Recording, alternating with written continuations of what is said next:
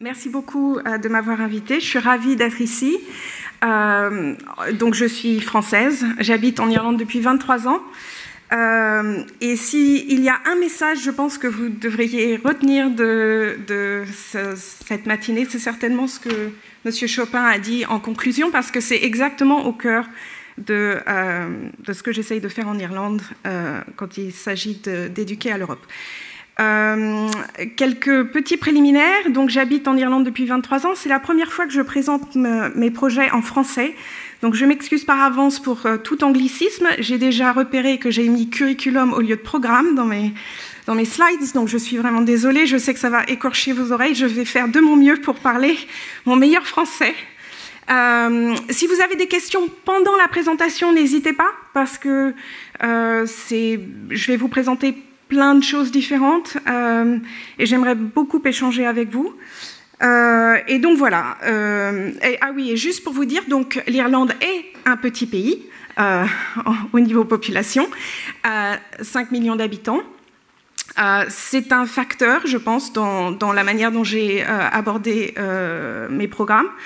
Mais c'est un petit pays qui donc est indépendant du Royaume-Uni, très très important à se souvenir, surtout après le Brexit, et donc qui a défini depuis très longtemps maintenant, mais certainement post-Brexit, qui a défini une avenue européenne beaucoup plus, ou un chemin européen beaucoup plus affirmé, on va dire.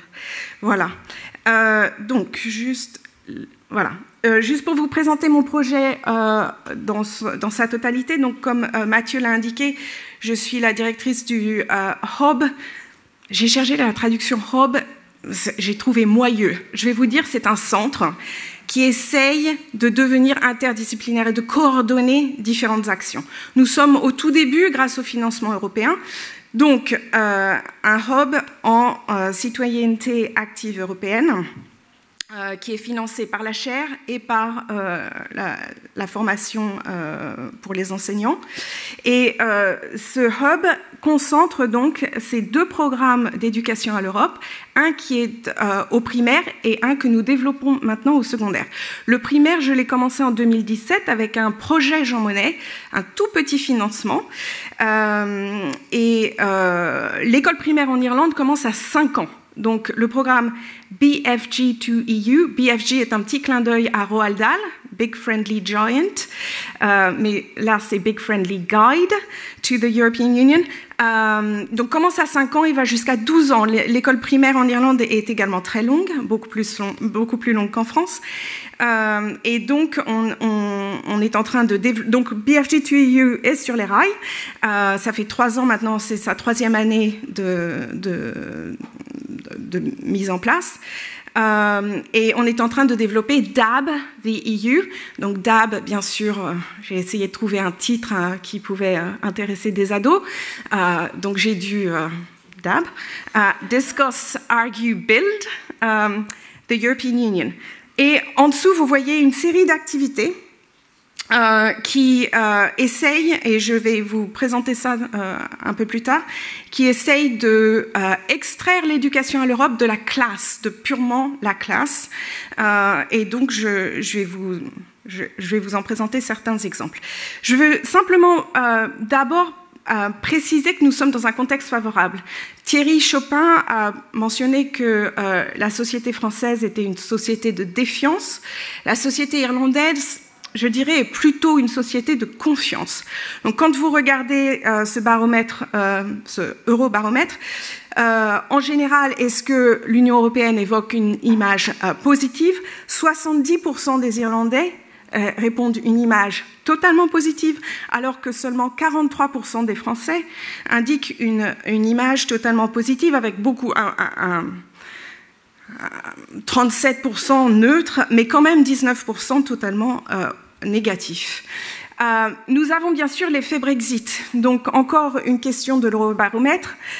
Est-ce que vous avez une vision optimiste ou plutôt pessimiste du futur de l'Union européenne?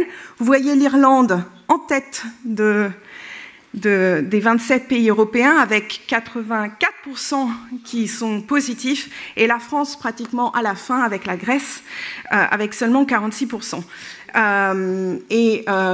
Une ONG irlandaise a fait un sondage qui a révélé que 88% des Irlandais soutiennent l'appartenance à l'Union européenne.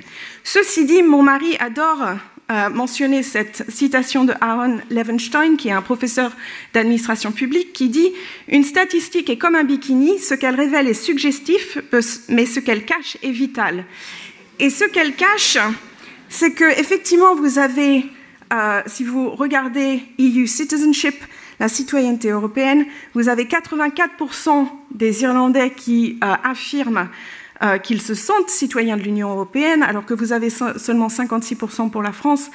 Mais franchement, si vous interrogez les Irlandais, et j'ai eu l'occasion d'interroger énormément de professeurs et de collègues, etc., ils vous diront l'Union européenne, ça construit des ponts et des autoroutes, et ça paye les agriculteurs. En dehors de ça, l'identité européenne irlandaise est plutôt ténue, on va dire. Donc, il y a du travail à faire. Donc, notre hub a 4 piliers.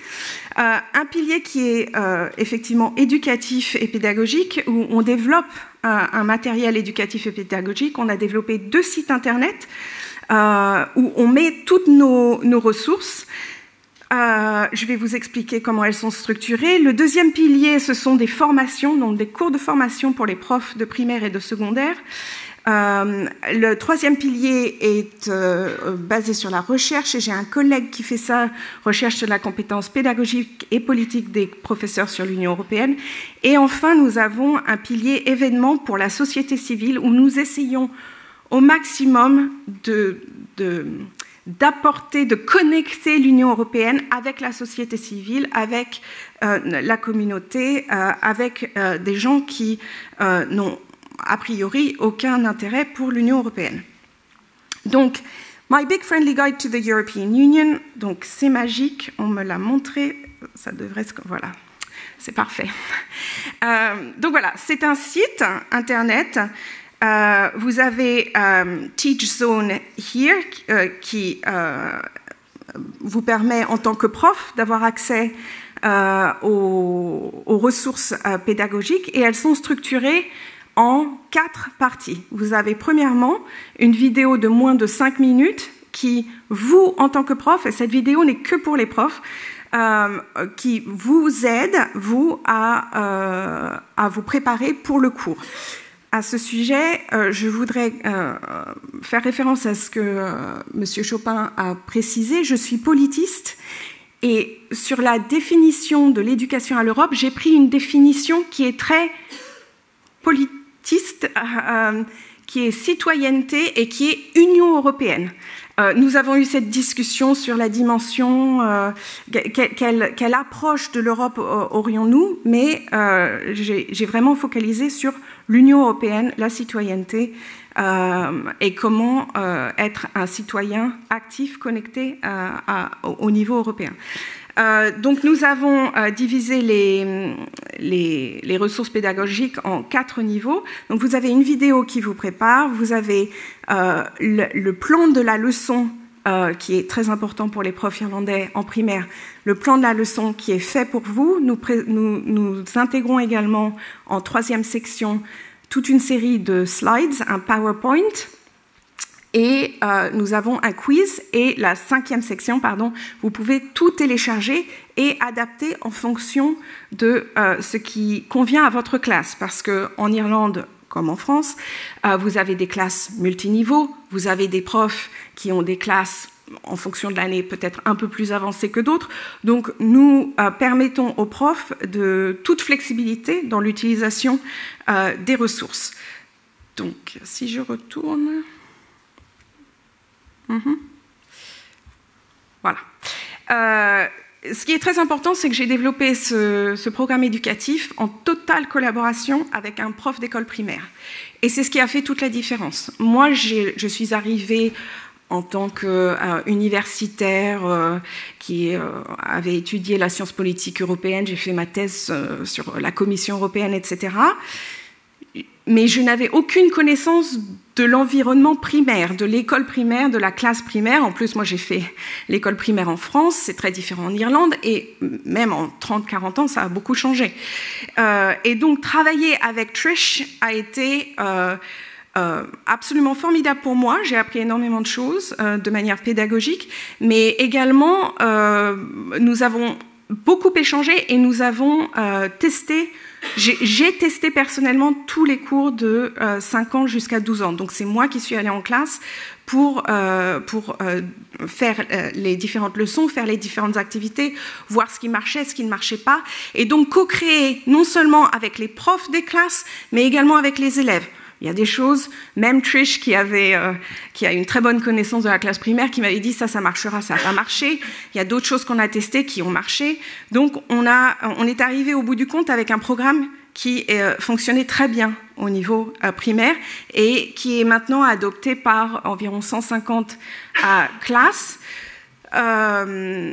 Et donc qui marche bien.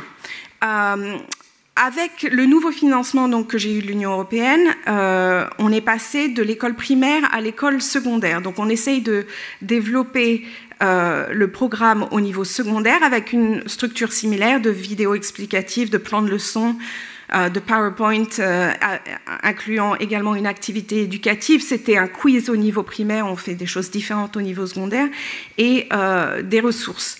Ce qui est très important également pour que les leçons soient utilisés par les profs, c'est qu'ils doivent absolument se connecter au programme. Donc, faire quelque chose qui... et en même temps, ce que M. Chopin a mentionné, on lutte un peu avec ça, c'est-à-dire qu'on pense qu'on devrait donner beaucoup plus de contexte, beaucoup plus de... le structurer de manière un peu plus dense. Et ceci dit, on sait que si on fait ça, les profs ne l'utiliseront pas. Donc, on a décidé de vraiment se connecter le plus possible au programme, et à tel point qu'on utilise les mots pour bien indiquer aux profs que s'ils mettent en œuvre ce programme éducatif, ils suivent leur programme et ils peuvent donc cocher les cases.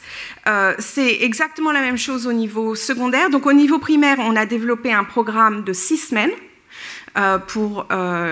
Donc c'est 4 semaines pour les tout petits, 5-6 ans, 6 semaines pour 7 à 12 ans, et ça marche très bien. Au niveau secondaire, on a été obligé de faire ça différemment et de s'insérer donc dans le programme très spécifique de l'éducation civique, de l'histoire, du business, et il y en a un autre, géographie, voilà. Et donc, on est en train de faire ça et de développer ça avec des professeurs au niveau secondaire. Donc, pourquoi est-ce que nos programmes sont uniques en Irlande? À mon avis, pour 10 raisons. Ça fait beaucoup, je sais. Mais d'abord, ils se focalisent sur l'Irlande et l'Union européenne, et non pas sur les États membres ou sur l'Union européenne en abstraction du territoire local, de l'histoire nationale, etc. Donc nous connectons et nous partons particulièrement au niveau primaire, nous partons du local. On en a parlé ce matin avec Virginie, où c'était il faut d'abord que les enfants comprennent où ils habitent et leur localité, dans quel territoire s'inscrit tel, et après, etc. Enfin bon, c'est toute une échelle comme des poupées russes. Donc, pour incarner justement cette connexion avec l'Union européenne, plutôt que de faire le saut directement avec, et voilà, l'Union européenne, il faut vraiment connecter ça doucement du local à l'européen. La deuxième raison, c'est qu'ils sont le résultat d'une intense collaboration avec les profs. Donc, excusez-moi, curriculum, ça n'est pas curriculum, c'est programme. J'ai appris ça en écoutant les intervenants précédents. Et les élèves. C'est le résultat d'un échange permanent entre les profs et les élèves avec nous. et c'est extrêmement important. Encore une fois, j'ai appris énormément de la collaboration pédagogique avec les enseignants, mais même rien ne peut remplacer d'être en classe pour moi, de donner la leçon et d'avoir le retour des étudiants et de voir ce qui marche ou ce que je pensais être acquis, qui n'est pas acquis, et donc il faut que je l'intègre, ce genre de choses. Tout le matériel pédagogique est accessible sur les sites internet, ce qui me permet de mettre les sites à jour très régulièrement. Et ça, c'est très important, une mise à jour régulière basée sur l'actualité, mais aussi sur les recherches universitaires que j'essaye de rendre utilisables pour les profs. Ils vont de l'école primaire jusqu'au bac. Donc les programmes éducatifs que nous développons vont donc de 5 ans jusqu'à 18 ans. Ils utilisent les réseaux sociaux. C'est un gros sujet, je sais, mais je vais vous montrer. On utilise énormément les réseaux sociaux. Ils adoptent une approche agoniste.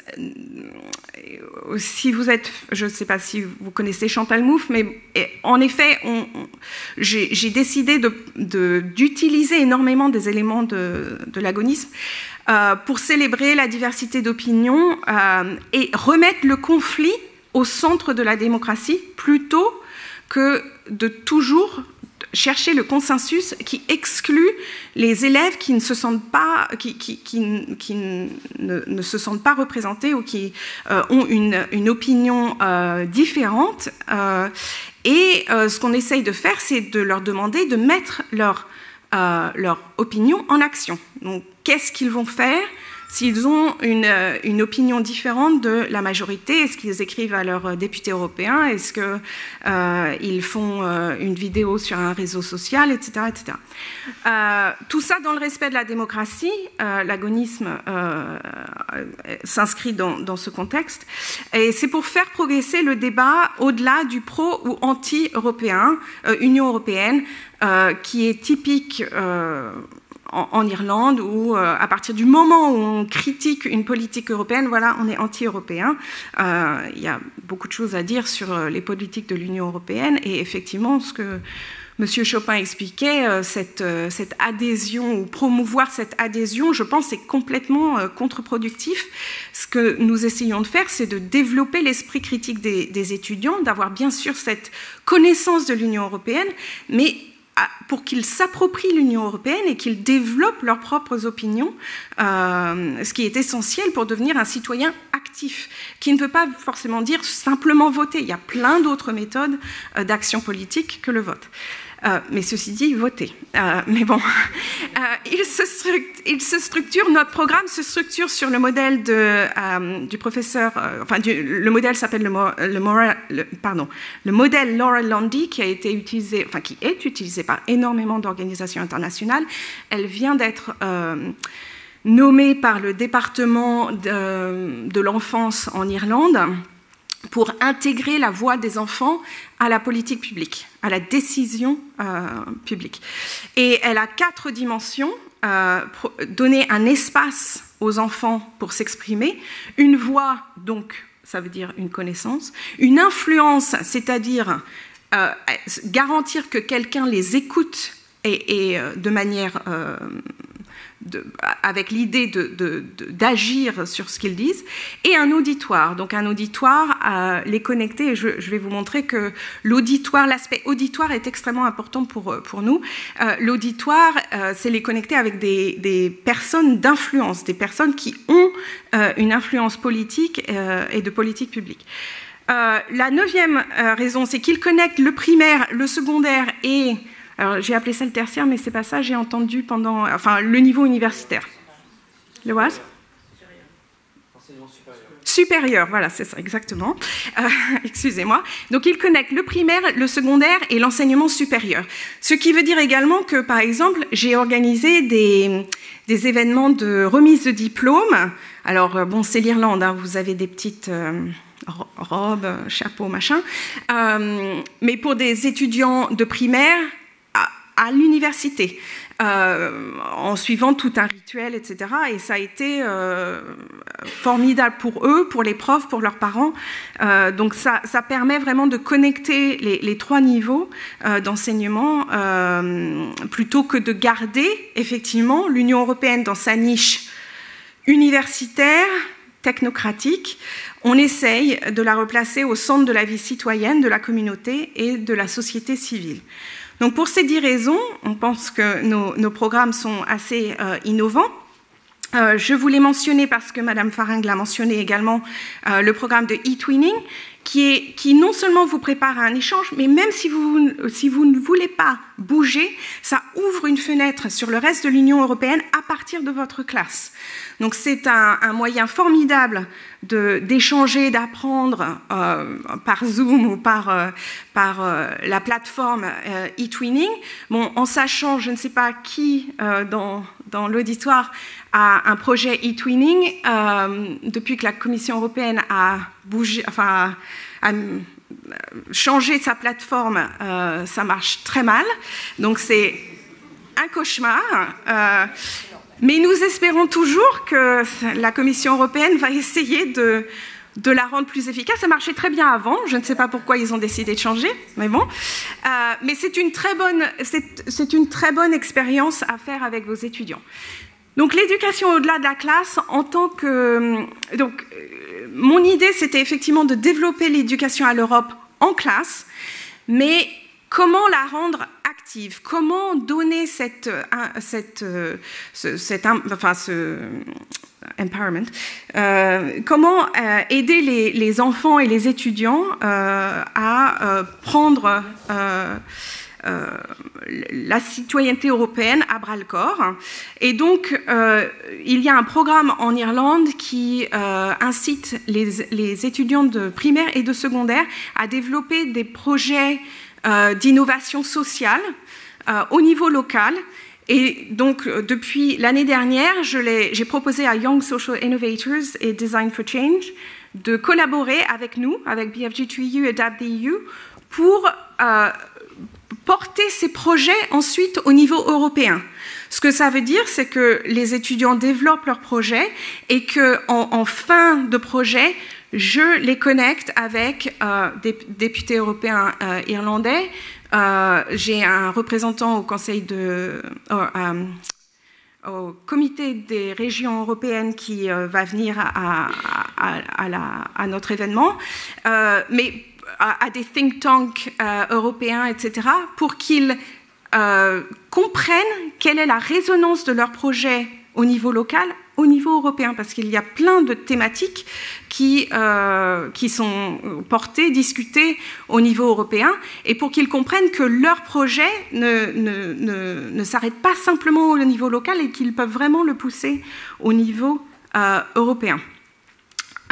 Nos réseaux sociaux, donc là, j'aimerais juste mentionner nos 2 chaînes YouTube, et en particulier pour les profs de langue ici. Nous avons une chaîne EU TV Junior, qui est pour les enfants de 5 à 12 ans. Ce sont des petits épisodes cartoonisés que je fais moi-même. Ça me prend environ 3 jours. C'est prenant. C'est très bien, mais c'est prenant.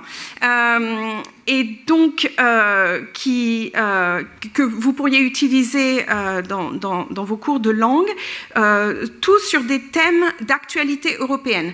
Donc, comme ça me prend beaucoup de temps, nous allons certainement faire évoluer la chose vers plutôt des thèmes moins d'actualité, mais plus des thèmes plus européens qui ne dépendent pas de l'actualité. Et nous avons développé la même chose au niveau secondaire, EU TV Premium, où là, ce sont mes étudiants qui, sur la base ils écrivent le script, et nous filmons ça dans mon bureau. Et voilà. Et donc, c'est nous qui développons ça, encore une fois, sur des sujets européens. Là, vous voyez l'interdiction des moteurs à combustion d'ici à 2035, qui a vécu un mauvais moment il y a quelques semaines. Nous sommes également sur Facebook ou Twitter, et Twitter, on est sur les deux. Nous sommes sur Instagram et sur TikTok. J'avais cette idée que mes étudiants prendraient à bras-le-corps l'idée de faire des posts sur Instagram et TikTok, et ça a été un flop magistral. Donc, l'été dernier, j'ai décidé de me dire qu'il n'y avait pas d'âge pour être sur TikTok. Donc, j'ai appris les différentes... comment manier ce réseau social, et j'ai trouvé ça vraiment très intéressant. Donc voilà, sur TikTok, nous avons plus de... là, c'est une capture d'écran un peu vieille. Nous avons plus de 2400 personnes qui nous suivent sur TikTok. J'ai également fait sur TikTok pourquoi TikTok va peut-être être interdit. Donc, et TikTok n'a pas interdit ma petite vidéo. Donc, tout va bien. Mais bon, tout ça pour vous dire qu'on essaye d'être sur les réseaux sociaux parce que c'est un peu ce que M. Chopin expliquait. TikTok va être interdit. TikTok pose plein de problèmes de confidentialité, etc. D'un autre côté, moi, quand je suis allée en classe et que j'ai dit aux étudiants, d'abord, ils ne le savaient pas, et d'autre part, je leur ai dit, donc, est-ce que ça vous inciterait à juste rester sur Instagram ou à changer? Absolument pas. Donc, si on part du principe qu'il faut être là où les étudiants sont, j'ai décidé de rester sur TikTok. Voilà. Et tout ce qu'ils peuvent apprendre, c'est un peu plus sur l'Union européenne, ce qui ne leur fera pas de mal. Donc voilà. L'autre aspect qui fait partie de la dimension auditoire du modèle de Laura Lundy, c'est de connecter les enfants et les étudiants de secondaire avec des personnes de haut rang, des personnes qui ont une vraie influence. Et donc, en 2022, nous avons fait donc, depuis le Covid, j'ai organisé un Europe Day Zoom Quiz, qui est un quiz Zoom pour la Journée de l'Europe. Et en 2022, nous avons eu la chance, pour l'année européenne de la jeunesse, d'avoir la présidente du Parlement européen qui, pendant 30 minutes, a pris les questions d'enfants. Donc, moi, je n'ai absolument pas parlé, j'ai juste connecté tout le monde. Et ce sont les enfants eux-mêmes qui ont posé les questions. En 2023, ça a été un peu différent, mais en 2022, les enfants avaient entre 7 et 12 ans qui ont posé les questions. Vous voyez, là, le petit a 8 ans. Ça a été un moment pour les enfants qui ont posé les questions eux-mêmes, mais aussi pour leurs camarades et pour les profs, dont ils se souviennent encore. Et j'ai eu énormément de retours sur ça, bon, bien sûr, ils ont été sidérés que la présidente du Parlement européen prenne du temps pour leur parler, pour répondre à leurs questions. Donc, ce n'est pas moi qui ai formulé les questions, bien sûr, hein, c'était les étudiants. Ça a été un vrai moment où ils ont senti qu'ils avaient une voix au niveau européen. Et cette année, nous avons eu la chance d'avoir la vice-présidente exécutive de la Commission européenne, commissaire Vera Jourova, qui est la commissaire aux valeurs européennes et à la transparence. Et nous avons eu des enfants entre 8 et 18 ans qui ont posé des questions, donc juste pour vous donner une idée des questions. Mais donc voilà, ces moments sont à cultiver et impactent énormément les enfants et les profs. Donc vraiment à garder.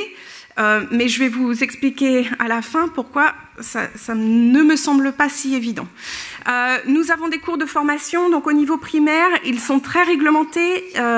Il faut être accepté par le département de l'éducation nationale pour dispenser des formations. Emmanuel, oui.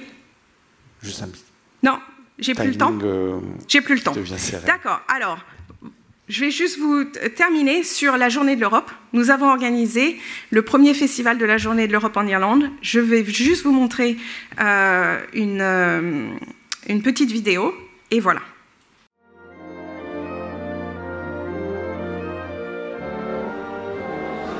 Bienvenue, bienvenido, willkommen, willkommen to the beautiful City Hall for what is Ireland's first Europe Day festival. There's a brilliant buzz in the room, and it's wonderful to see so many people engaged with fun activities, from face painting to making smoothies to puppet making.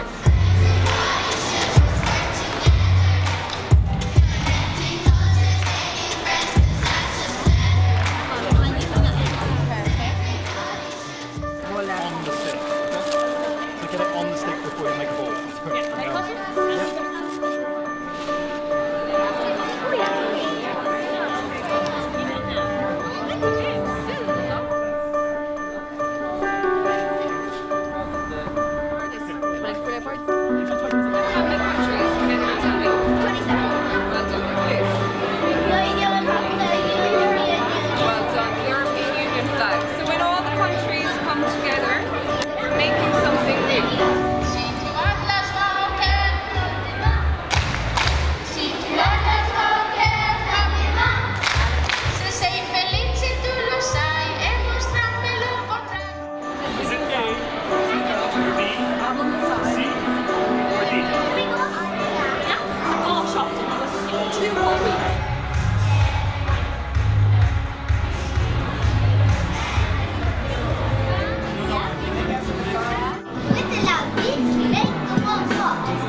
Show me work. Forward! With the low beats, we make the walls roar. With the loud beats, we make the walls roar. Brilliant.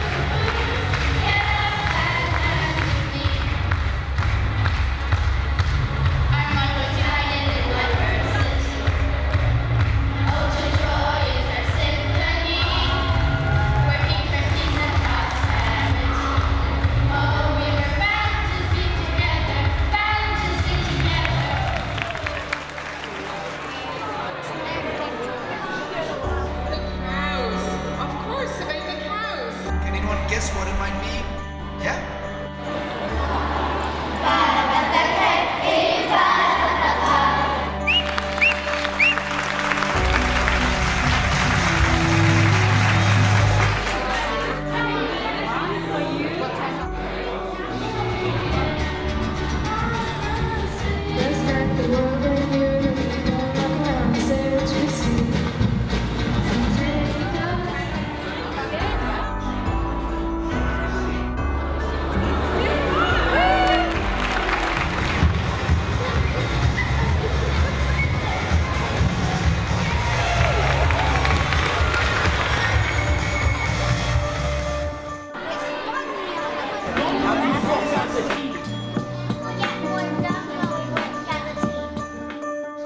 Delighted to say that the winning team in the treasure hunt are Team Latvia.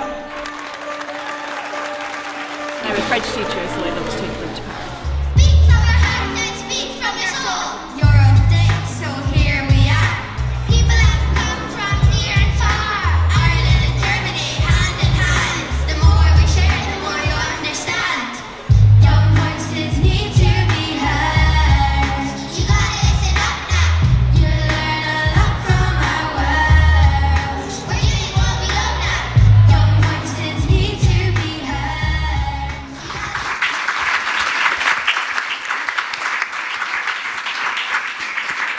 Juste pour vous dire que le thème, c'était les valeurs de l'Union européenne. Donc, ces enfants ont composé leurs propres paroles sur les valeurs de l'Union européenne et que 364 jours de l'année, nous développons l'esprit critique, mais pour la journée de l'Europe, nous célébrons le club. Merci.